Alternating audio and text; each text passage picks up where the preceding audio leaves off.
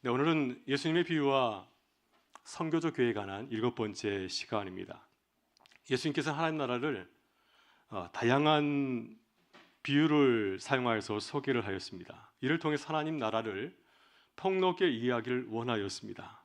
또 일상을 새롭게 바라보는 시각을 제시하기도 하였습니다. 그래서 우리 일상 가운데 우리가 관심을 가지고 바라보게 되면 그 속에 하나님 나라의 모습을 우리가 발견할 수 있고 깨달을 수가 있습니다. 제가 최근에 Look Again, 다시 바라보라, 다시 보라는 책을 읽게 되었는데 그 책에서도 비슷한 얘기를 하는 것을 보았습니다. 변화를 주제로 삼고 있는데요. 중요한 포인트를 잘 지적하고 있습니다. 우리가 일상에서 잊고 있었던 사실들을 또 세상의 책들도 잘 소개해 주는 것을 보았습니다. 이 책은 변화를 경험하기 위해서 가장 주목해야 할 것이 습관이라고 하였습니다. 여러분, 습관은 우리가 매일매일 똑같은 일을 반복하면서 쌓여지는 것이 아니겠습니까? 네, 새로운 변화를 하기 위해서는 이 습관을 깨고 탈습관화하는 것이 매우 중요하다는 것을 주장하고 있습니다. 사람들은 매일 경험하는 것을 당연하게 여기고 별로 중요하지 않게 생각을 합니다. 처음 접하는 경험은 신선하고 흥미롭지만 일이 반복되면 어떻게 되나요? 무감각해지고 매일 우리가 맞이하는 그 일상을 소중하게 바라보지를 못합니다. 예를 들어서 새로 산 물건이나 또 새로 산 옷은 처음에는 만족감과 즐거움을 주지만 새로운 것을 쓰였다는 그 기쁨 때문에 만족감을 느끼게 되지만은 그러나 시간이 지나게 되면은 이러한 설렘은 다 사라지게 되고 또 그 물건을 별로 중요하지 않게 생각합니다. 처음에는 굉장히 좋아하고 그것을 가졌다는 기쁨이 크지만 시간이 지나면 그것을 곧 잊게 된다고 하는 겁니다. 그래서 결국 사람들은 어떻습니까? 내가 가지고 있는 것에 계속해서 관심을 가지는 것이 아니라 시간이 지나면 그 소중함을 잃어버리고 또 새로운 또 물건에 관심을 가지고 또 그것을 통해서 만족을 추구하려고 합니다. 그래서 일상적인 습관에서 잠시 벗어나는 것이 매우 중요하다고 하는 겁니다. 매일 같은 패턴을 반복하기보다는 작은 변화를 시도하거나 생활의 순서를 바꿔보는 것만으로도 새로운 활력소를 경험할 수가 있습니다. 작은 변화들, 우리 일상 가운데서 작은 변화들은 마치 우리가 새로운 물건을 소유했을 때 기쁨을 주는 것처럼 그런 기쁨을 우리 삶에 던져준다고 하는 것입니다. 우리 신앙생활도 마찬가지입니다. 예를 들어서 주일 예부 일부만 드리신 분이 계십니다. 그리고 또 2층에서만 예배를 드리신 분이 계십니다. 대부분 교우들은 어떻습니까? 오늘 앉은 좌석이 지난번에 앉았던 그 좌석 아닌가요? 그래서 보통 예배를 드릴 때 보게 되면 늘 우리가 똑같은 모습으로 나는 이 자리가 좋아 하면서 항상 그 자리를 찾곤 하는데 한번 예배 시간 한번 바꿔보거나 장소를 다른 장소에서 드려오면 어떻게 될까요? 같은 예배를 할지라도 약간의 변화를 주게 되면 그 속에서 새로운 기쁨을 우리가 느낄 수가 있습니다. 마치 처음 예배를 보는 것처럼 그런 변화를 느낄 수가 있습니다. 그래서 혹시 내가 살아가면서 기쁨이 없다, 즐거움이 없다 하다면은 한번 내 삶을 돌아보면서 순서를 한번 바꿔보시면은 즐겨 찾던 장소를 자꾸 바꿔보시게 되면은 그 변화를 통해서 우리가 새로운 경험을 누릴 수 있다고 하는 겁니다. 저 역시 마찬가지지만 저는 늘 주일 예배 시간에 말씀을 전하는 사람입니다. 그래서 저는 회중석에서 말씀을 듣는 경험이 많지는 않습니다. 근데 휴가 기간을 맞이해서 다른 교회 가서 이제 회중석에 앉아서 말씀을 듣게 되면 얼마나 좋은지 몰라요. 말씀이 꿀과 같이 답니다. 작은 변화가 저에게 큰 기쁨을 주는 것을 보게 됩니다. 이것이 바로 탈습관의 핵심이죠. 우린 대부분의 일을 습관적으로 처리하는데 또 매일 동일한 루틴을 따라서 생활하고 있습니다. 이러한 반복은 우리에게 따분함을 줄 때가 참 많이 있는데 이때 우리가 작은 변화를 시도하게 되면 같은 일도 새롭게 보일 수가 있습니다. 새로운 방식으로 접근하게 되면 똑같은 일이라 할지라도 또 새롭게 바라보며 또 그 속에서 주님이 주시는 새로운 일을 누릴 수 있다고 하는 것입니다. 그래서 혹시 내가 1년을 지내면서 내 안에 좀 따분한 그런 마음이 있었다고 한다면 한번 새해를 맞이해서 새로운 변화를 주는 여러분 되실 수 있기를 간절히 소망합니다. 이 책을 읽으면서 저는 예수님이 떠올랐습니다. 예수님의 말씀을 이 사람이 다르게 표현하고 있구나 하는 생각이 들더라고요. 예수님께서 세상을 참 다르게 보셨습니다. 다시 보셨습니다. 항상 주님은 세상을 하나님 눈으로 바라보지 않았습니까? 주님은 사람들이 놓치고 깨닫지 못한 것을 새롭게 발견하고 또 그것을 통해서 새로운 하나님 나라의 모습을 보여줄 때가 참 많이 있습니다. 예수님의 밭에 감추인 보화를 보게 되면은 우연히 보화를 발견한 사람들의 이야기가 나오고 있습니다. 그는 밭에서 평소처럼 일하다가 밭에서 귀한 보물을 발견하게 되었잖아요. 그래서 그걸 어떻게 하였습니까? 크게 기뻐하고 또 삶이 달라지게 되었습니다. 또 그 보물을 차기하기 위해서 자신이 가지고 있는 모든 소유를 다 팔아서 그 밭을 사게 되었습니다. 이것이 매일의 일상에서 하나님 나라를 발견하고 삶의 모든 것을 기꺼이 하나님 나라에서 헌신하는 천국 백성의 모습이라고 주님은 우리에게 소개해 주고 있습니다.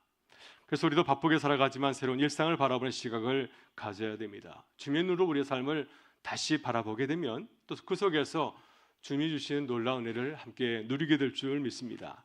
그래서 보화를 발견한 사람처럼 다시 기뻐하는 우리 모든 주의 백성 되시기를 간절히 소망합니다. 오늘 함께 나누고자 하는 예수님의 비유는 불의한 청지기의 비유입니다.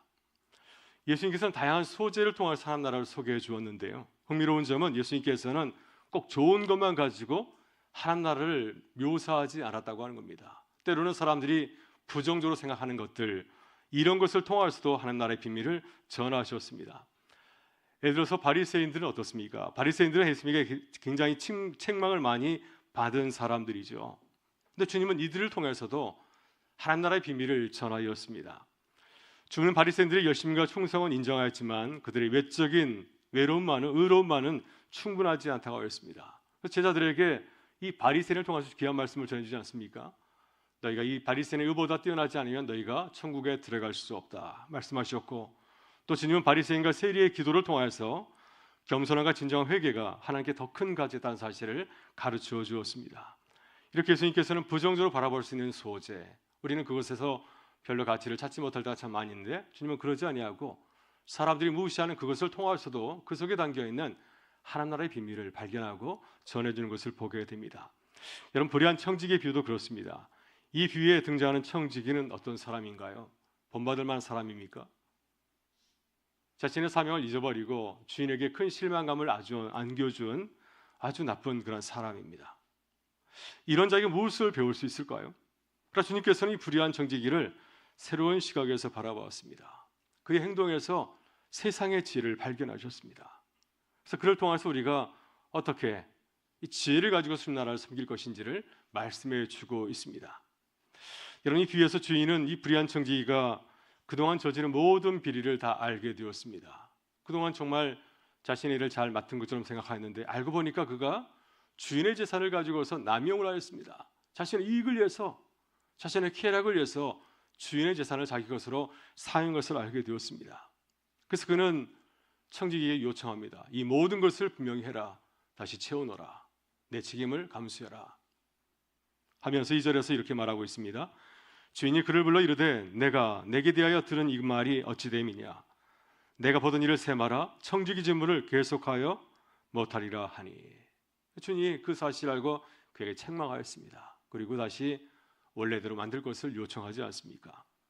그래서 이 비유는 불의한 청지기가 저지른 비리에서 시작되고 있고요, 그리고 어떻게 불의한 청지기가 이 모든 문제를 잘 해결하는지 그의 지혜에 대해서 얘기를 하고 있습니다. 주님은 이 청지기가 직면한 상황에서 선택한 행동에 주목을 하고 있습니다. 그는 자신이 해고될 위기에 처했을 때, 이 어려운 문제에 직면하게 됐을 때 어떻게 행동하고 있나요? 이 불의한 청지기는 진퇴양난의 처지에 처했음을 깨닫게 되었습니다. 이제 주인의 신뢰를 잃었기 때문에 그는 곧 문제가 다 해결되면 해고를 당하지 않겠습니까? 이제 주인의 집에서 쫓겨날 그런 위기에 처하게 되었을 때 자신의 미래를 바라보면서 절박한 질문을 스스로 던지고 있습니다. 주인에게 쫓겨나면 내가 무엇을 먹고 살아갈 것인가? 만약 주인의 집에서 쫓겨나면 누가 이런 정을 청지기로 받아줄까요?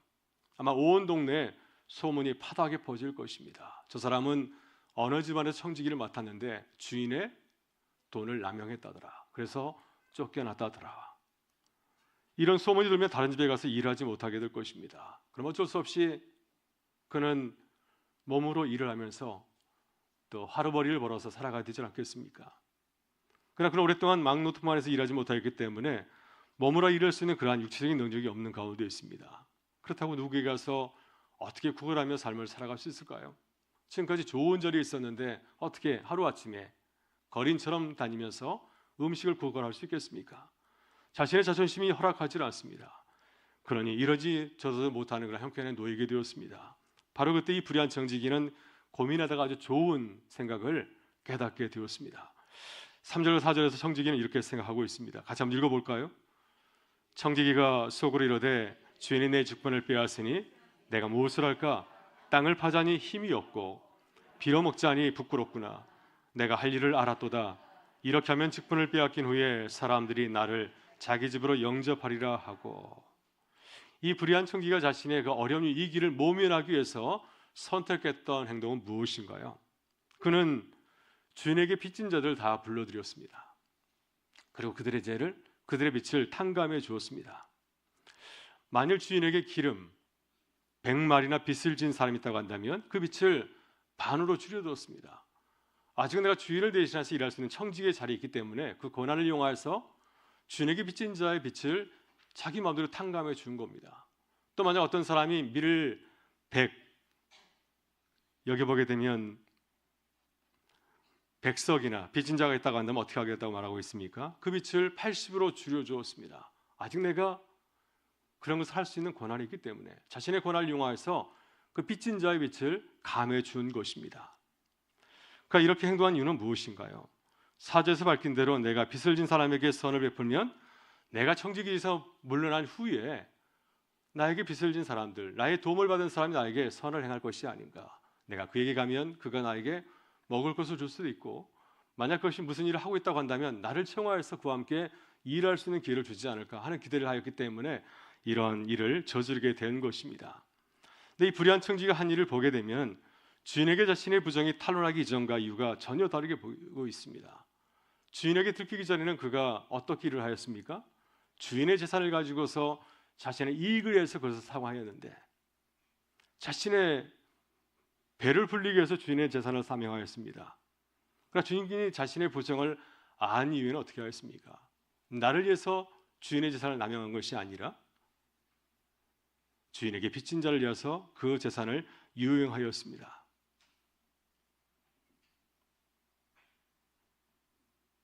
이 불의한 정치기를 보게 되면은 이렇게 위기를 통해서 달라졌습니다.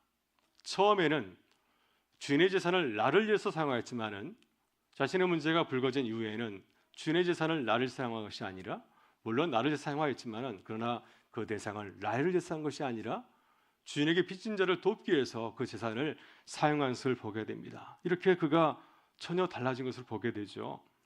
이 청지기의 주인은 그의 모습을 보며 어떻게 하였습니까? 주인은 그를 보면서 책망한 것이 아니라 오히려 칭찬하였다고 말하고 있습니다. 8절에서 주인이 이렇게 말하고 있는데 같이 한번 읽어보겠습니다. 주인이 옳지 않은 청지기가 이를 지혜롭게 하였으므로 칭찬하였으니 이 세대의 아들들이 자기 세대에 있어서는 빚의 아들들보다 더 지혜로움이니라. 아멘. 주인은 청지기가 하는 일을 바라보면서 큰 웃음을 아마 터뜨렸을 것입니다. 자기 위기를 처리하기 위해서 이리저리 움직이면서 갖은 모략을 꾸미고 있는 그를 바라보면서 아마 이 주인은 큰 웃음을 지었을지 모르겠습니다. 왜냐하면 주인이 보기에 그는 아주 지혜롭게 행동하고 있었기 때문이죠. 처음에는 자기 이익을 위해서 주인의 재산을 도적질하였습니다. 그래서 주인에게 큰 치명적인 소원을 입게 되었습니다. 이 소문이 밖에 바닥에 퍼지게 되었을 때 어느 집안의 청지기가 주인의 재산을 자기의 마음대로 사용했다더라. 이러한 소문이 집 밖으로 퍼져나가게 되면은 주인에게 큰 명예 손상이 가지 않겠습니까? 주인이 자신의 청지기도 관리하지 못하면서 이 모든 책임을 그 주인이 다 뒤집어 쓰지 않겠습니까? 그러나 이 청지기는 주인에게 재정을 부정하게 산 일이 드러나자 어떻게 하였습니까? 이번에는 주인에게 빚진 자들에게 잘 보이게 해서 주인의 재산을 가지고서 그들의 빚을 탕감해 주었습니다. 이 일이 결과적으로 누구에게 명예가 되었을까요? 많은 사람들이 이 사실을 알고 그 청지기를 칭찬하겠습니까? 주인에게 명예를 돌리지 않겠습니까? 저 집안의 청지기가 주인의 재산을 가지고서 가난한 사람들의 빚을 탕감해 주었다더라 하면서 그 모든 명예를 주인에게 다시 돌리게 될 것입니다. 따라서 주인이 이 청지기를 해고한다면 사람들은 주인을 인색하다고 비난할지 모릅니다. 저 청지기가 비록 잘못은 했지만 그러나 나중에 그 재산을 가지고서 어려운 사람을 도와주었는데 그 일을 가지고서 그를 쫓아내다고 한다면 많은 사람들이 인색하다고 주인을 비난할지 모릅니다. 이 모든 상황을 보고 판단한 주인은 어떻게 하였습니까? 청지기가 행한 일을 보면서 감탄하였습니다. 물론 그 행위가 정당하고 바른 것은 결코 아니죠. 어쨌거나 위기를 모면하기 위해서 최선을 다하는, 지혜를 구하는 그의 모습을 보면서 지혜롭다 생각하였을 것입니다. 그리고 그 행위가 주인의 재산에 피해를 주긴 하였지만은 그러나 또한 그의 행위가 또한 주인에게 명예를 돌렸기 때문이죠. 여기에 주님이 불의한 청지기를 칭찬하시는 중요한 이유가 있습니다. 주님은 그의 불의한 행동을 칭찬하는 것이 아니죠. 자신의 잘못을 깨닫고 그것을 모면하기 위해서 애를 쓰는 이 불의한 청지기의 그 모습이 배울 만한 모습이 있다고 하는 것입니다. 그의 모습을 배우라고 하는 것입니다. 자신의 잘못을 모면하기 위해서 애쓰는 그의 모습을 보면서 그의 지혜를 배울 것을 당부하고 있습니다. 9절 주님께서 이렇게 말씀하시는데 우리 같이 한번 읽어보겠습니다. 내가 너에게 말하노니 불의의 제물로 친구를 사귀라. 그리하면 그 제물이 없어질 때에 그들이 너희를 영주할 처소로 영접하리라. 아멘. 다음 주님께서 이 비유를 통해서 우리에게 말씀하시는 것은 무엇인가요? 선교적 교회를 지향하는 우리 교회와 성도들에게 주시는 말씀 무엇이겠습니까? 오늘 보면서 주님께서는 이 세상의 지혜, 이 불의한 사람의 지혜를 본다고 말씀하고 있는데 이 지혜에 대해 잠깐 나눠보려고 합니다. 먼저 우리는 불의한 청지기의 지혜를 배워야 됩니다. 이 청지기는 위기를 극복하기 위해서 깊이 고민하고 또 지혜로운 방법을 찾아내질 않습니까? 그는 단순히 자신의 유익을 위해서 행동하지 아니하고 다른 이들을 도울 계획을 세웠습니다.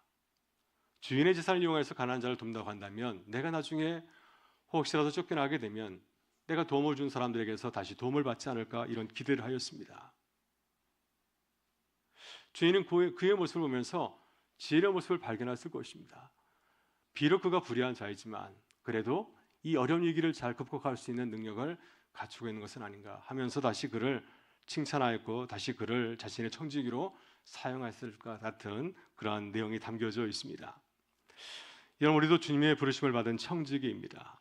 우리는 나 자신을 위해서 살아가는 것이 아니라 주님을 위해서 살아가야 됩니다. 청지기의 삶을 온전히 감당하기 위해서 최선을 다해야 됩니다. 불의한 청지기가 위기를 해결하기 위해서 지혜를 모색한 것처럼 우리도 마찬가지로 주님 우리에게 주신 사명이 있지 않습니까? 이 사명을 잘 감당하기 위해서 늘 기도하고 주님의 지혜를 구해야 될 줄 믿습니다. 여러분, 선교적 교회는 지역사회 안에서 부르심을 받아 그 사명을 감당하는 교회입니다. 우리는 지역사회의 필요를 돌아보면서 주의를 살펴봐야 됩니다. 지역을 섬기기 위해서 이 지역에 주님께서 우리 교회를 세워주셨는데 우리가 어떤 모습으로 섬기면 하나님께 영광을 돌릴 수 있을까 늘 기도하고 구해야 될 줄 믿습니다. 불의한 청지기가 위기를 구하기 위해서 지혜를 모색하게 될 때 그에게 놀라운 지혜를 주신 것처럼 우리가 선한 일을 위해서 주님의 나라를 위해서 기도하게 될 때 주님께서 세상이 감동하는 그러한 좋은 지혜를 우리에게 허락해 줄 줄 믿습니다. 다음으로 우리는 나보다 가난한 이웃에게 사랑을 베푼 청지기의 지혜를 배워야 됩니다. 주인이 반한 이 청지기의 지혜가 무엇일까요? 그는 자신이 허물이 드러나게 되었을 때 자신을 위해서 지혜를 구하지 않았습니다. 자신의 이익을 위해서 행동하지 아니하고 가난한 이웃에게 빚을 탕감해 주어서 주인의 명예를 회복하게 하였습니다. 이로써 청지기는 주인의 재산을 이웃을 돕는 방식으로 사용하여서 결국 자신의 이름을 높인 것이 아니라 주인의 이름을 높인 것을 보게 됩니다. 우리도 우리 자신의 모습을 돌아보게 되면 나를 위해 살아갈 때가 참 많이 있지 않습니까? 하지만 우리는 누구를 위해서 살아가야 될까요? 우리는 주님을 위해서 살아가야 됩니다. 주님이 가신 것을 가지고 아낌없이 나누고 베풀어야 됩니다. 이것이 청지기의 삶이기 때문이죠. 청지기는 주인이 아니라 주인을 위해서 일하는 사람이 아닙니까? 그래서 우리에게 주어진 모든 자원을 주님의 뜻에 맞게 사용하고 또 이웃을 섬기고 주님의 영광을 드러내는 삶을 살아야 될 줄 믿습니다. 사실 그동안 교회가 선교적 교회의 사명을 다하지 못하였습니다.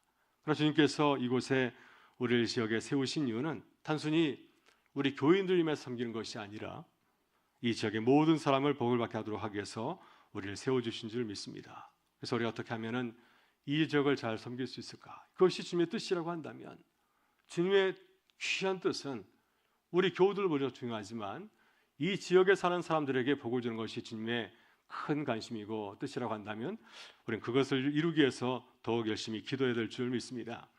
여러분, 처음 교회는 지역을 섬기는 선교적 교회의 사명을 다하였습니다. 그러나 우리는 불의한 청지기처럼 주님을 위해서 살지 못하고 우리 자신을 위한 삶에 집중할 때가 참 많이 있습니다. 그러나 이제는 우리는 우리의 관심을 우리 안에서 밖으로 돌려야 되지 않겠습니까? 그리고 주님께서 주신 것을 나누고 베푸는 삶을 살아나게 될 때 또 주님께서 우리를 보시고서 칭찬하시고 또 우리 삶을 통해서 지역을 살리는 귀한 사역을 감당하게 하실 줄 믿습니다. 마지막으로 우리는 회개하고 결단하는 불의한 청지기의 지혜를 배워야 될 줄 믿습니다. 여러분, 주인이 불의한 청지기의 지혜를 보고 감탄한 이유가 어디 있을까요? 물론 그가 위기를 극복한 지혜가 뛰어난 것이 사실입니다. 그러나 그가 자신의 잘못을 깨닫고 새롭게 시작하는 결단을 보였기 때문이죠. 이 새롭게 시작하는 그 모습이 주인에게 큰 감동을 주었을 것입니다.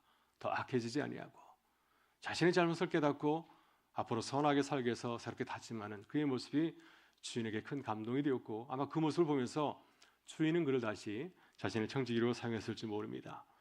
여러분, 교회도 그렇습니다. 우리는 주님을 주인으로 인정하고 주님의 뜻을 따르겠다고 결단해야 됩니다. 주님의 영광을 위해서 살아가겠다고 다짐하게 될 때, 지난 날의 모습을 돌아보면서 우리의 잘못을 발견하고 이제는 주를 위해 살아가겠습니다 다짐하고 결단을 나가게 될 때 우리 삶이 달라질 것이고, 또 그 변화된 모습을 통해서 주님께 큰 영광이 되게 될 줄 믿습니다. 이 시간 우리가 기도하게 될 때 불의한 청지기처럼 지혜를 구하면서 간절히 기도할 수 있기를 바랍니다. 그래서 우리 자신을 위해서 먼저 기도하기를 원하고요. 그래서 내가 나를 위해 살지 아니하고 내가 주를 위해서 이웃에 사는 사람이 되게 하여 주옵소서. 또 교회를 위해서 함께 기도하기를 원합니다. 지역을 섬기는 사명을 다할 수 있도록 하나님 도와주옵소서. 우리가 회개하고 돌아서서 정말 주님이 기뻐하시는 교회의 모습을 살아낼 수 있도록 하나님 은혜 베풀어 주옵소서. 함께 기도하고 또 나라의 민족을 위해서 뜨겁게 기도하기를 간절히 바랍니다. 어려운 가운데 있지 않습니까? 다 아는 것처럼 이 나라가 엄청 어려운 가운데 있는데 이 나라가 속히 중심을 잡고 이 나라가 주님 주신 그 사명을 잘 감당하는 민족이 될 수 있도록, 나라가 될 수 있도록 오늘 밤 뜨겁게 기도하는 우리 모두가 되실 수 있기를 주의 이름으로 축원합니다. 기도하시겠습니다. 좋으신 우리 아버지 하나님, 오늘도 주의 말씀을 들려주시니 감사합니다. 불의한 청지기가 자신의 잘못을 깨닫고 돌아선 것처럼 주인과 가난한 이웃을 위해서 사명을 다한 것처럼 또 우리에게 주신 사명을 깨닫고 다시 새롭게 시작하는 교회와 성도가 되게 하여 주옵소서. 오늘도 기도할 때 어려운 상황 가운데는 이 나라 민족에서 뜨겁게 기도하여 새롭게 다시 시작하는 주님 나라가 되게 하여 주옵소서. 주의 성령께서 우리의 마음에 큰 감동과 은혜 주시기를 간절히 바라오며 우리 구주 예수 그리스도의 이름으로 기도드리옵나이다. 아멘.